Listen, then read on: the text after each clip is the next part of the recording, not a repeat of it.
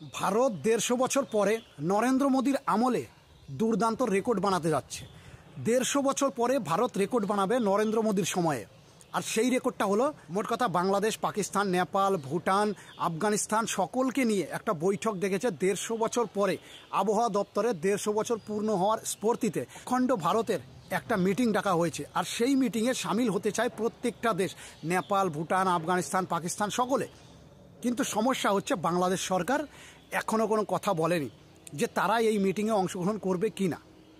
তাদের এখনও কোনো বক্তব্যই আসেনি। ডক্টর মোহাম্মদ ইউনূস ভাই একটা জিনিস কেন বোঝে না যে পাকিস্তান বাংলাদেশের বাপ, তারা পর্যন্ত এই মিটিংয়ে আসতে রাজি হয়ে গেছে, আর বাংলাদেশ পাকিস্তানের ছেলে হয়ে সে আসতে চাইছে না। এটা কিভাবে মেনে নেওয়া যায় ভাই? তবে আমি একটা কথাই বলবো, সারা পৃথিবী বাংলাদেশকে বয়কট করুক। এবার নরেন্দ্র মোদী যেন এরকম একটা চাল চালে যে সারা পৃথিবী বাংলাদেশকে বয়কট করে দেয়।